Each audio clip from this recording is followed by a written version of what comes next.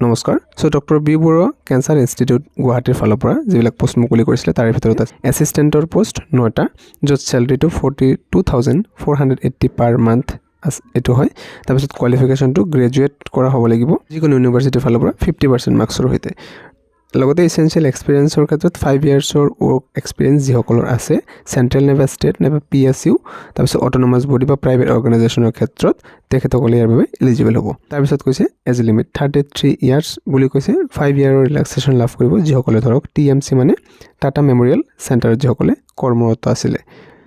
so তেওঁলোকে ইয়াতে relaxation লাভ কৰিব আপাৰ ডিভিজন ক্লাৰ্ক অৰ্থাৎ ইউডিসি পোষ্ট 14টা পোষ্ট আছে স্যালাৰিটো 30,600 পাৰ মান্থ গ্ৰেজুৱেট কৰা হ'ব লাগিব 50% মাৰ্কছৰ হৈতে লগতে মিনিমাম 2 ইয়াৰ্ছৰ এক্সপেৰিয়েন্স বিচৰা হৈছে সেন্ট্ৰেল ষ্টেট নেবা পিএছইউ নেবা অটোনমাস বডি নেবা প্ৰাইভেট অৰ্গেনাইজেশ্যনৰ ক্ষেত্ৰত এজ লিমিটটো 27 ইয়াৰ্ছ 5 ইয়াৰ ৰিলেক্সেশ্যন যিসকলে টিএমসিত কৰ্মৰত তাৰপিছত কৈছে যে লোৱাৰ ডিভিজন ক্লাৰ্ক এলডিচিৰ পোষ্ট 22টা আছে 23,880 পাৰ মান্থ এটো হৈছে স্যালাৰি গ্ৰেজুৱেট কৰা হ'ব লাগিব লগতে কৈছে উইথ 1 ইয়াৰৰ নাইবা 6 মান্থৰ কম্পিউটাৰ ডিপ্লোমা থাকিব লাগিব আৰু ইয়াতে নেটেড having experience in the field administration or relevant field মানে এক্সপেৰিয়েন্সটো বিচৰা হৈছে যেটো ফিল্ডৰ ক্ষেত্ৰত কোৱা হৈছে মানে এলডিসি লোৱাৰ ডিভিজন ক্লাৰ্কৰ ক্ষেত্ৰত যিসকল কম্পিউটাৰ নলেজ আছে তেওঁলোকক প্ৰিফাৰেন্স ইয়াতে দিয়া হ'ব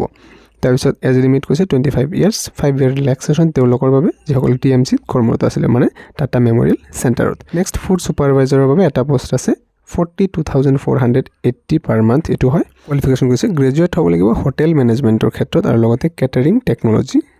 যিকোনো ইউনিভাৰ্চিটিৰ ফালৰ পৰা আৰু 50% মাৰ্কছৰ হৈতে এসেনশিয়াল এক্সপেৰিয়েন্স 1 ইয়াৰ এক্সপেৰিয়েন্স বিচৰা হৈছে in reputed hospital or large institution কেণ্টিনাৰ age limit 30 years 5 year relaxation TMC kitchen সুপাৰভাইজাৰৰ বাবে এটা পোষ্ট আছে সেম স্যালাৰি ৰখা হৈছে 42,480 रुपीस স্যালাৰি ইয়াতে গ্ৰেজুৱেশ্যন হোটেল মেনেজমেন্টৰ ক্ষেত্ৰত লাগিব 50% মাৰ্কছৰ হৈতে 1 ইয়াৰ এক্সপেৰিয়েন্সও বিচৰা হৈছে এজ লিমিট 30 ইয়াৰ্ছ দিছিলে তাৰপিছত কুক এজ ইটো আছিল দুটা পোষ্ট আছে ইয়াতে 23,880 পাৰ মান্থ লগতে কোৱালিফিকেশ্যনটো 10 ষ্টেণ্ডাৰ্ড হ'ব লাগিব with compulsory certified craft course in food production bakery নেবা কুকাৰী 1 ইয়াৰ এক্সপেৰিয়েন্স বিচৰা হৈছে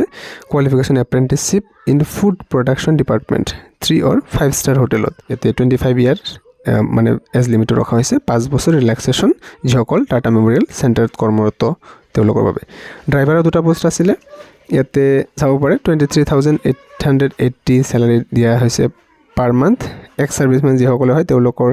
মিনিমাম 15 ইয়াৰৰ সাৰ্ভিস ইয়াতে এসএসসি নাইবা যিবিলাক আৰ্ম ফৰ্সেছ ফৰ সিভিলিয়ান যিসকলে হয় এসএসসি নাইবা ইকুইভেলেন্ট 1 ইয়াৰ এক্সিডেন্ট ফ্ৰী ড্ৰাইভিং এক্সপেৰিয়েন্স তো ইয়াতে চাওক কেনেকৈ সিলেকশন প্ৰসেছটো লোৱা হ'ব তাতে সিলেকশন প্ৰসেছৰ ক্ষেত্ৰত ৰিটেন এক্সাম ইন্টাৰভিউ আদি লোৱা হ'ব প্ৰথমতে ৰিটেন এক্সাম লোৱা হ'ব যেটো 100 নম্বৰৰ এমসিকিউ আৰু সাবজেক্টিভ দুটাই থাকিব এটা সাবজেক্টসমূহ থাকিব general knowledge numerical aptitude current affairs আৰু লগতে যেটো ফিল্ডৰ বাবে এপ্লাই কৰিব বিচাৰিছে তাৰে স্পেসিফাইক নলেজৰ ওপৰত আৰু ইন্টাৰভিউটো লোৱা হ'ব ইয়াৰ পিছত নেক্সট স্কিল টেষ্ট লোৱা হ'ব যেটো ফিল্ডৰ বাবে আপুনি এপ্লাই কৰিব বিচাৰিছে সো ইয়াতে অনলাইন এপ্লাই ইতিমধ্যে চলি আছে আৰু ইয়াতে লাষ্ট ডেটটো 16th মে লৈকে ৰখা হৈছে সো এটা অনলাইন এপ্লাই কৰা লিংকটো আপোনালোকৰ ডেসক্ৰিপচনত পাই যাব বাৰু যদি এলিজিবল আৰু ইন্টাৰেষ্টেড হয় নিশ্চয়কৈ এপ্লাইটো কৰিব পাৰিব সো আজিৰ ভিডিওটো ইমানেই আছিল আশা কৰো ভাল পাইছে যদি ভাল পাইছে নিশ্চয়কৈ লাইক এটা কৰি ৰাখিব আৰু কিবা যদি আপোনালোকৰ ডাউট থাকে কমেন্টত জনাব যদি আপুনি প্ৰথমবাৰৰ বাবে চেনেলটোলৈ আহিছে নিশ্চয়কৈ সাবস্ক্ৰাইব কৰি কাষত থকা বেল আইকনটো প্ৰেছ কৰি ৰাখিব পুনৰ নতুন ভিডিঅ' এটা মাজলৈ ধন্যবাদ